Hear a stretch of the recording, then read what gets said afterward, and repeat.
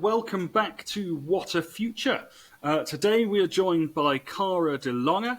Cara is an ex-Googler. She is also a TEDx speaker and an author of Softer Success. She's also a founder of a company of the same name. Cara has collaborated with universities to study burnout and is on a mission to change the way that we work. Cara, I'm so grateful to have you with us today. Thank you so much for joining us. Thank you, Fraser. It's a delight to be here. Excellent. Well, everyone knows the question by now. Let's jump straight in with it. What is the biggest issue affecting the world of work right now? Yes, thanks. That's a great question. And I'd like to jump into that by saying I think there are two. The first one is, and this is something that we have researched extensively, is the risk of burnout and the loss of cognition that is happening there. And actually, we're seeing a different kind of burnout emerging in 2023. And so what we have researched with Imperial College London is that we're finding that eco-anxiety, so worrying about the effects of the climate crisis, is contributing to burnout. 59% of young people between the age of 17 and 27 are very worried about our climate most of the time. And this is affecting them in many different ways and contributing to burnout. And another thing that we have found is something called moral injury. So moral injury also contributes to burnout. Now we've had, and I like to sort of think of a glass of water analogy, right? So you have your glass of water, and we keep adding to that glass of water. The pandemic, the rising cost of living, the war, global uncertainty, and we don't address this glass of water. We just keep on. We don't address the trauma that's happened from that. We just kind of keep on working the same way. And yes, some changes have happened. So hybrid work is more accepted, and that came out of the pandemic. But what we're seeing in our data, and we have a diagnostic test, a well-being assessment that assesses the risk of burnout within 90 seconds. So it's very quick for the individual, but it also gives the organization an overall view of where are those risks and how high are those risks. And, are we low, medium, or high risk of burnout? Is there any moral injury? Are we seeing eco-anxiety? Is there a loss of cognition? And that's something that we're seeing a lot as well. So the effects of the trauma of the last few years have what we call sort of hidden effects. So it is causing, and I sort of always say to listeners, people, have you noticed that the last few years, have you forgotten things that maybe you wouldn't normally forget? We've had clients say, I always remember that person's birthday, and now I forgot it, and I'll say, well, there's actually scientific evidence for this. We do have some loss of cognition, and there is some more fatigue and forgetfulness because these lockdowns that we went through during the pandemic specifically and the other trauma have caused us for our hippocampus to get a little bit lazy. So the brain, the hippocampus is basically the survival mechanism that goes out when we leave the house. And when that gets a bit lazy, that has effect. Plus, we've also found, this is some research from the Paris Brain Institute and Oxford University, that when there is overwork, this can cause excess glutamate in the prefrontal cortex, with the front area of the brain, and that can damage our white brain cells. There is actual white brain cell damage, and that can't be regained. So again, yes, we're seeing the risk of burnout, which the highest, and I think looking at the recent, so that's number one, and we can elaborate on it a bit more in a minute. But the second area is there's also and that connects to the burnout a bit, but Gallup's latest report showed that 60% of people are quitting across the globe, right? So there is this disconnect of sort of the mission and values, and there may not be that connection. And these people may already be at risk of burnout or burnout, but just are not able to leave their employer, or they're not able to change anything. And so, and again, that is just quite quitting. And that's not a great place to be, because you want your employees to be happy. You want them to be productive. because they're the ones that are, keeping you. They're the ones that are keeping your organization alive, I like to call it. And when we see burnout, it's costing the business money. So the business, we've now, well, we can talk about that. Actually, you and I have been working together what we do when we have our assessment is we assess the risk of burnout, and we also help organizations with a well-being strategy and prevention plan so that the employees don't get to that burnout. It's a risk assessment. But ultimately, there's now a calculator that can show how much money it can cost the business if those employees go to burnout. But even better, how much they can save if they prevent that burnout. And with that burnout prevention, we're also preventing the loss of cognition to go even further. So cognitive impairment, emotional impairment. We're looking at moral injury, that is, addressed. So many different things. And then you're not only having healthier, happier employees, burnout should have its own expense line on the balance sheet. It's that bottom line that, in a world where we're talking about rising cost of living and cost, and businesses are cutting cost, they totally often forget about the cost of burnout for employees and for their business, and what that's going to cost, not only for the health of the employees, but the actual bottom line, that expense line on the balance sheet that we can easily eradicate if burnout is prevented in the first place.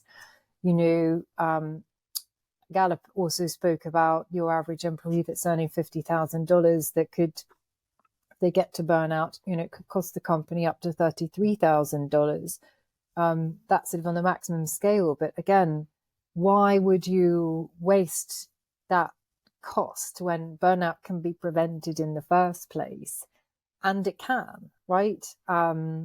So in terms of the cost calculator, I always want to say to businesses, look out for that now, because well, you guys are putting it on your website as well, aren't you? And we are. Worth saying, it'll be, depending on what platform you're on, it'll be somewhere probably below in the description. We'll put a link below in to the description, guys. So share this within your company. Get your people to, first of all, try the test, to assess the risk of burnout, and also try the calculator, because this is something that if you're working in a business and you're not aware of the cost, again, this is something that you can take to your CEO, CFO, and if you're listening as a CFO, please look at that cost, because it's a hidden area of savings, and you're not only helping the business, you're helping your people, and ultimately, when people have better energy and they are happier and healthier and burnout free,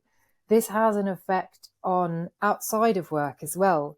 So we've proven that, they're happier within their communities that they live, and families and friends, and, and then also have the right energy to make the right choices about how to look after our environment, our planet. And, these are the two biggest changes we're going to see in organizations in the future. We're going to change, the businesses are going to change to become more purpose-led organizations that are focusing on, what more can we do in terms of for our planet and climate, and what more can we do for our people? Because the evidence is there. The more that our people are thriving, the more that we can do for our planet so that our planet can thrive. So it's all kind of interlinked, really. Absolutely. I mean, there's so much to unpack there, and I'm sure we'll sort of make our way through it. I think one of the things that struck me there, you mentioned about sort of memory and forgetting someone's birthday. Now, hopefully, the person, if you forget someone's birthday, you can go back a couple of days later. So I'm so sorry, happy birthday, hope you're well, let's catch up soon, and everything will sort of be okay. But actually, I think there's an interesting point behind this when it comes to to work. It's one thing to forget something in your personal life like that, but it's also there is an effect on the business if things are forgotten. I'm trying to remember the exact story. There was a collaboration between a French company and an American company. It was either within the space industry or the aircraft industry, and they'd used a calculation that one of them used imperial and one of them used metric, but someone had forgotten to do the calculation properly. So all these parts arrived, and they were just slightly wrong because the Yeah. calculation that was used was wrong. And that really is quite similar, I think. It's the result of someone forgetting this calculation cost the company a lot of money. I don't want to make numbers up when I can't remember the story properly, but I'm sure it's out there. Someone can put in the comments or something, whatever the story is, if they know it. But I think it's very clear to see how that kind of fairly innocuous sounding thing suddenly becomes actually a huge issue. And then you times that up by the amount of employees you have and what percentage, by your studies, approximately 25% in an average company at high risk of burnout. All of a sudden you have the possibility of major problems that just probably don't need to be there. And those major problems absolutely can be prevented, right? So not only do businesses need to regularly measure for they need to measure on lots of different things, as we know, but they also need to measure on the risk of burnout across teams, and the great thing about our test is it's actually anonymous, but it can give a team an overview. So we have the teams that are smaller than 15 would be sort of added to another team, so to keep the anonymity. So the individual gets their, anonymous and can see how they're doing with the team and the organization. How healthy is my company? How healthy is my team? How healthy is my leadership, right? Because we're seeing this in leadership as well. Been a lot of pressure on leadership over the last years too. And, with burnout and with that risk and with the making of mistakes, there can be mistakes made too within how the company run and what, and all of this.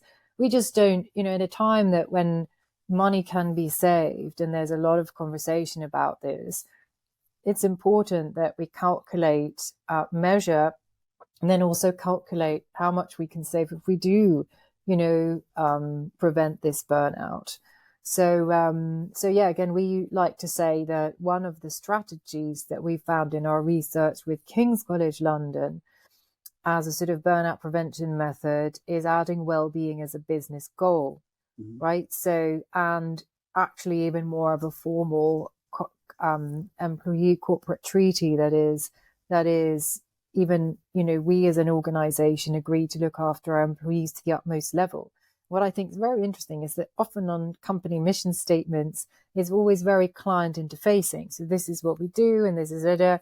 But there's not always very much about, well, we do look after our people to the utmost level so we can bring you the best possible service and the best possible products because our people are thriving. And this is what we do, step 1, 2, 3. And we regularly assess for the risk of burnout. We regularly invest money into looking after our people. We have well-being as a business goal. We set this up on our mission statement, it's important. And for leadership, it's very important to become more self-aware, right? So we're seeing our sort of traditional ways of leading beginning to change. And we are seeing different kind of leadership coming in, right? Where there's the empathetic, compassionate type of leadership, which is something we can all learn. But what we often talk about is, yes, science is important. We need to have a scientific, intellectual, and, technology, we need to look at all of these things, but we also need to be able to tune into our inner and collective wisdom. And at the moment, for many people, because the burnout risk is so high, they're sitting in fear and uncertainty and high levels of stress. And it is very difficult to tune into that real gut, as I call it, that real, is this the right way to go? And, what are we tuning into as a group? And so bad decisions are being made, not just because of the cognitive impairment, the risk of burnout, but also because of this, people sitting in this fear and uncertainty. But if we rewire our brains, and that's another thing we teach at organizations, to deal with that uncertainty and to sit in a place of peace and calm, burnout free. So more creative, innovative ideas and decisions come from that. I mean, I think it's interesting. It all ties into sort of big macro trend, which I think has been visible for a while in traditional sort of working environments. Companies will usually find their way past issues that may be someone forgetting something or getting something wrong, or if there's a failure point within the system, you introduce a check or a balance in order to make sure that that failure point doesn't happen. I.e., you make sure that you have continuous quality of service by adding in processes which allow this. By nature, the more processes that you put in, the slower things get, but also the more resistant to change they get, because you have to unpick more processes in order to change the thing.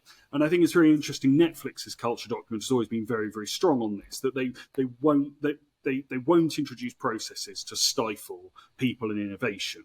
They will expect their people and look after their people accordingly, such that they are able to be innovative. And sometimes this means something goes slightly wrong, but they say that the benefits of innovation vastly outweigh the issues with regards to errors. But you can, or risks that don't pay off. You can see, though, that the more burnout you introduce into this equation, the more it flips away from this being the ideal outcome. You can't rely on the innovation of a team of incredibly burnt out people, because they are impaired with regards to their decision making and their ability to make mistakes, etc., etc. Yeah. And also they might leave and take their innovative solutions with them. Exactly. And I think burnout for a long time, and that's how many organizations look at it, I call it the plaster, right? Oh, well, let's focus on the individual. Let's give apps and yoga and meditations and all of this. And yes, there is some, we've found some relevant research and that does actually help for the individual. But in order to address this burnout pandemic that we're in and transform the way we work, there's a whole mindset change that needs to happen. The way that we're set up and how we work 40, 50 years ago simply doesn't work anymore in today's world. And you see it, so many young people as well are making the decision going, you know what, I want to work for a company that looks after me, that, takes the right steps towards the environment, that cares about their people. And I'll happily take a pay cut on that if I can have flexibility and autonomy. And so the younger generation is changing. So as a business, if you want to attract your amazing talent and you want to keep your costs down, not only do you need to look at, changing the way you work, adding well-being as a business goal, adding to the mission statement. We have a whole consultancy program that we do on that, but also regularly measuring, for the risk of burnout.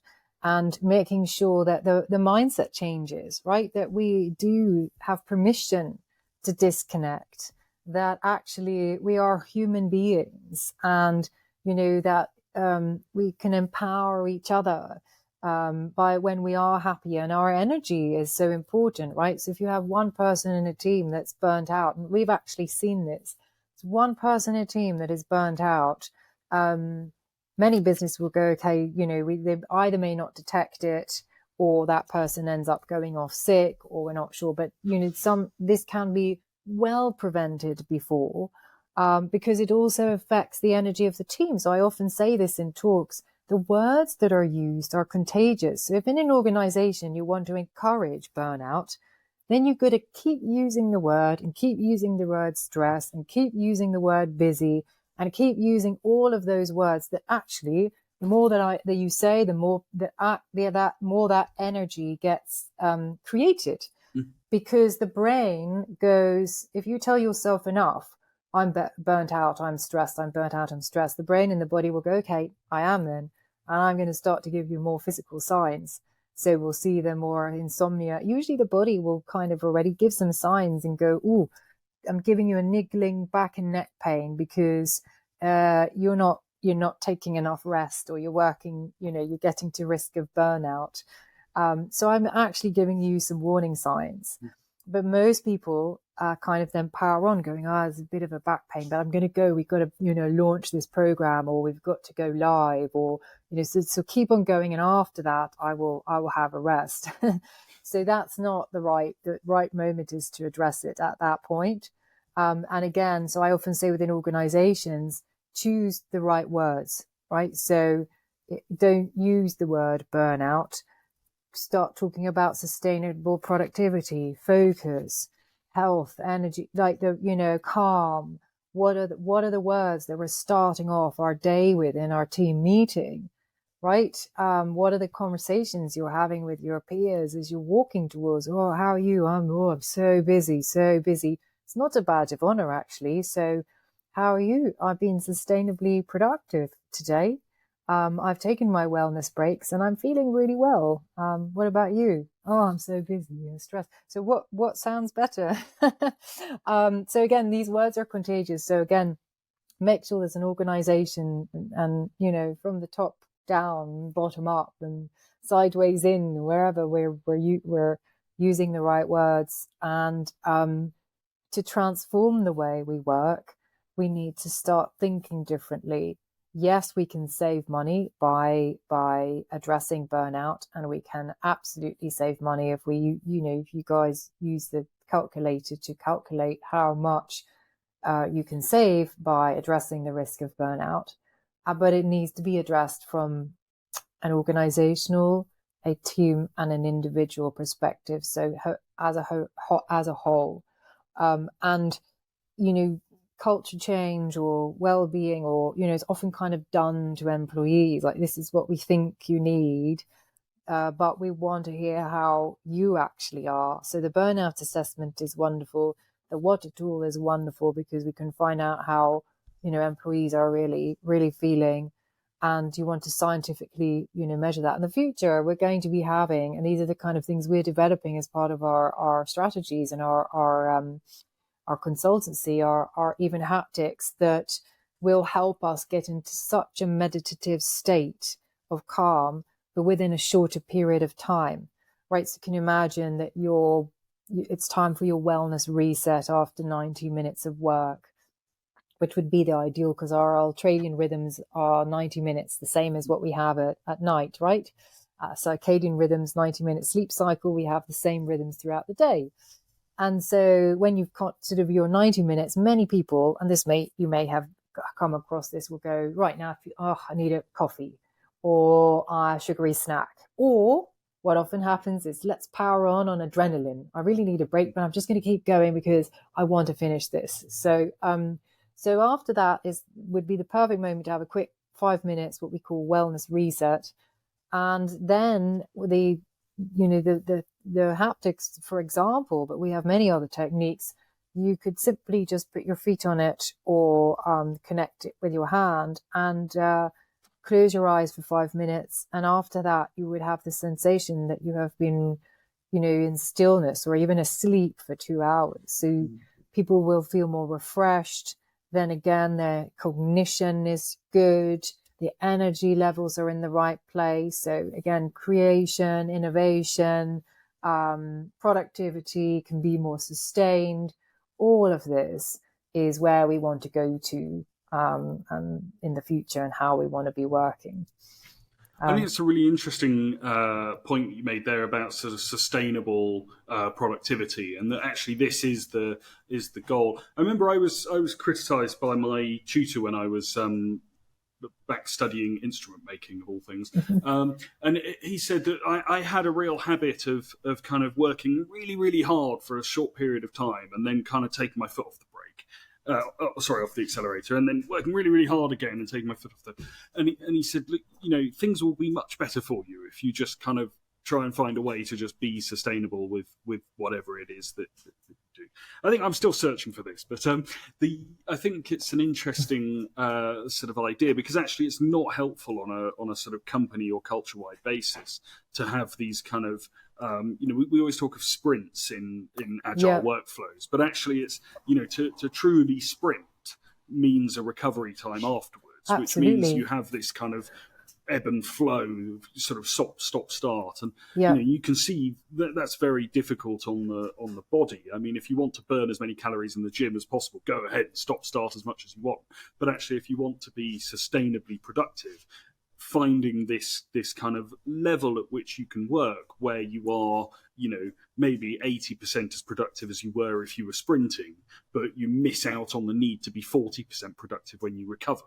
Yeah. I mean, I'm just putting numbers out the air there. Yeah, You know yeah, numbers but I better mean, than this I do. is absolutely true. And, in the future, we will be working shorter days, right? So we'll be working 5, 6 hour days, and we will be working to our most sustained productivity.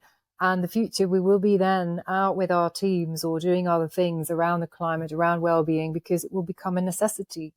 And I think it will become, within businesses, we'll see this more and more. But as we learn to rewire our brains to deal with uncertainty, and as burnout is prevented, we're just going to see these amazing, shorter, creative, innovative bursts, but within its breaks, right? So, and everybody works differently, and that's another thing that we need to learn. So, not one size fits all. And I think that's a very difficult one for organizations to find, but it is actually possible to do once we get into a state of. So the brain can go in 3 different meditatives, or actually more than that, 4 meditative states, right? So you can go into the theta, which you can reach by meditation.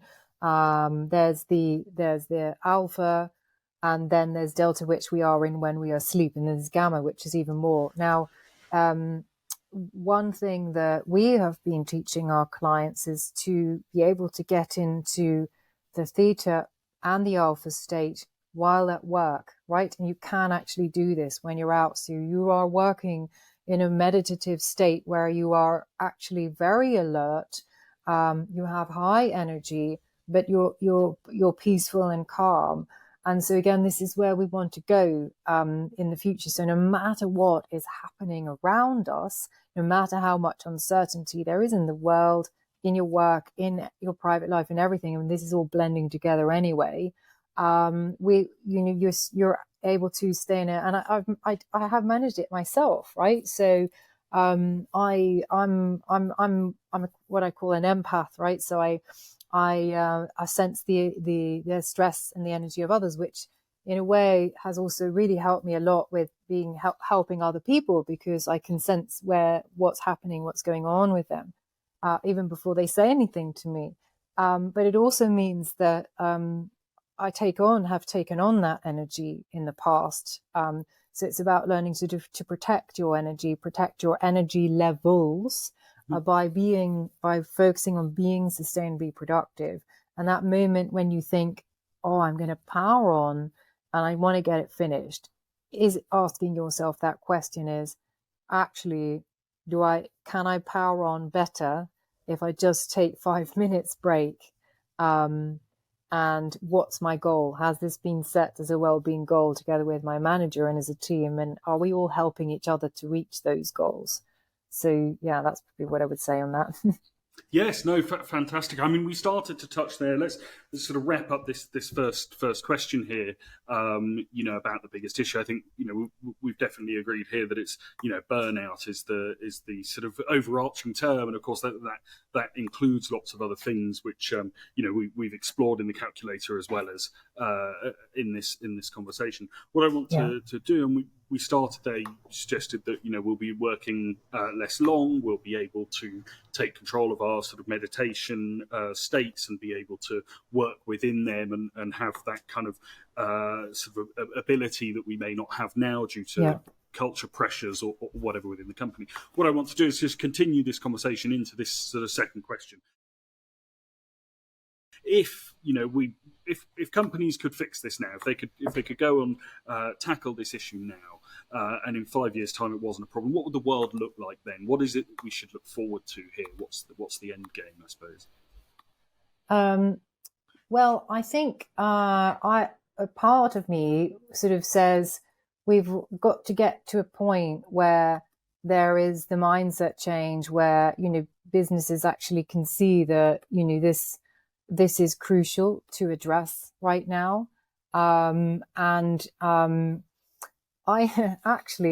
think this is a quite fun thing to maybe just read to your employees. I call it the letters from the future. So it's the future of work, and what does the future of work look like? And I thought I'd just read it. So asking everybody to just take a deep breath in and out. And so just bear with me. I wanted to read it out to you because I have it here. I'll jump in a sec. I think this is interesting. We're sort of we're kind of ahead of the sort of curve here. I think in some ways. I think we've seen through trends. For example, the CIPD Festival of Work recently is almost all about diversity and inclusion and employee experience and ESG and all these kind of initiatives that we're doing. And people can believe in them to lesser or greater degrees. That's fine. But what's definitely true is there is a mindset change here from businesses, and we're moving in.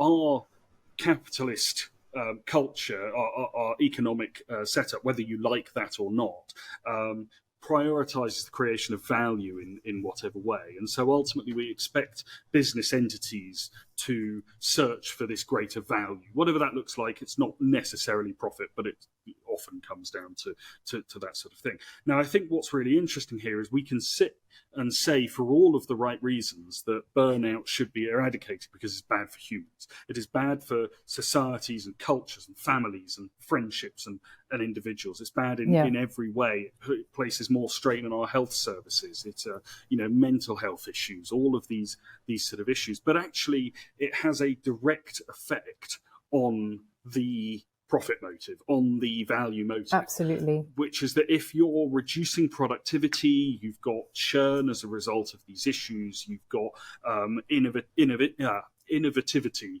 problems. Innovation problems is a much better word.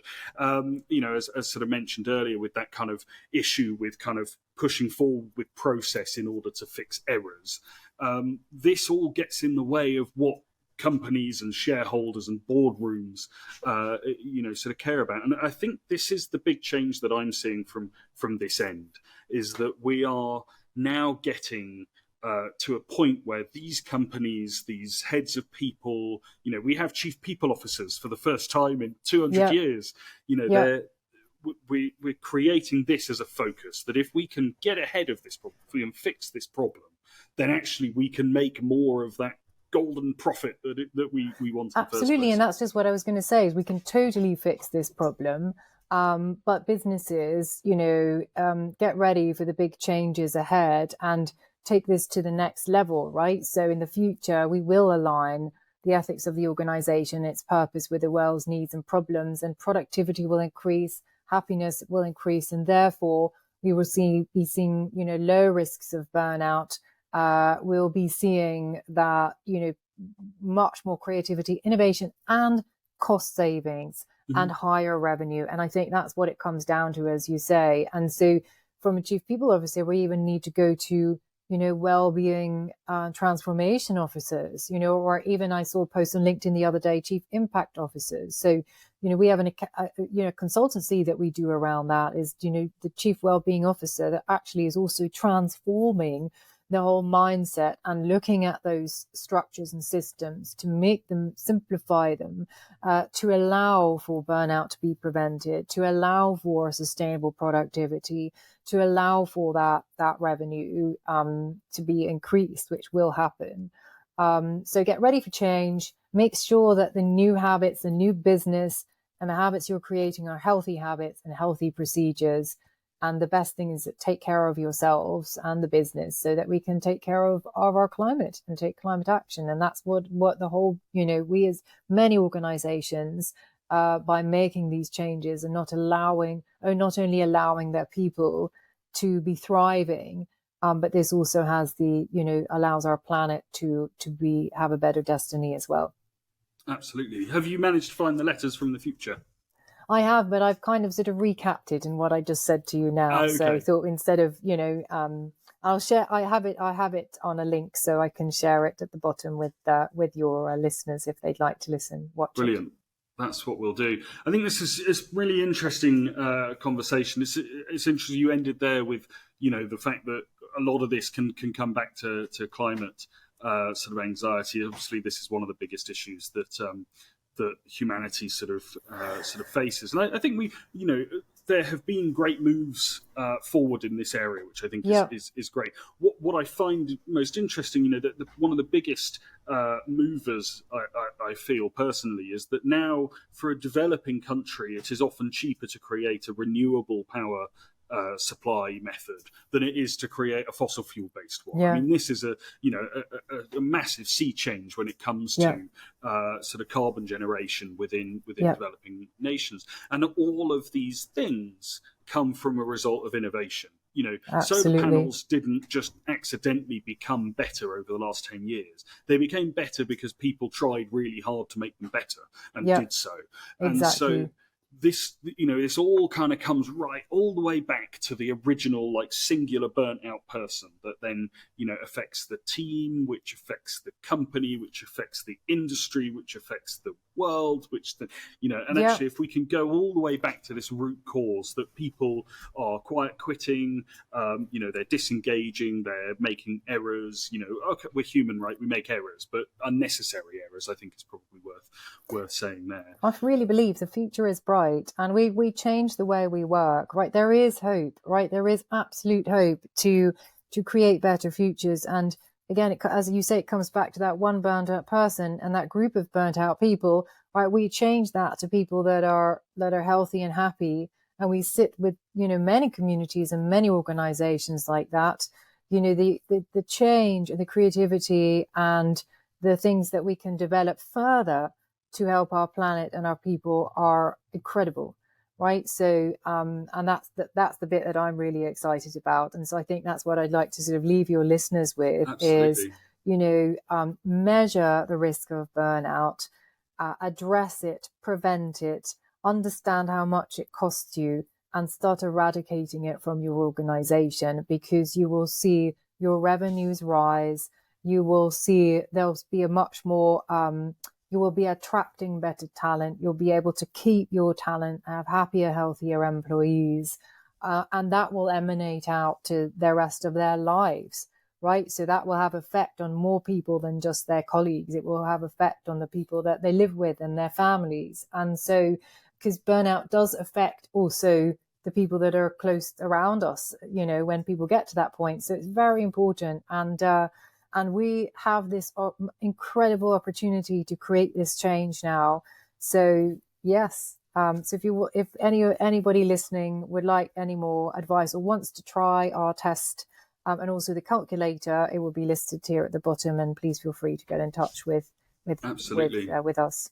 So just to leave us with an awful pun, what a world that would be. What a world that would be. On that bombshell. And softer success, of course. Yeah. Of course. Absolutely. No, it's been such a pleasure to have you, Thank you so here, much. Cara. Thank you so much for your insight and your wisdom. And it's been really fun to talk to you.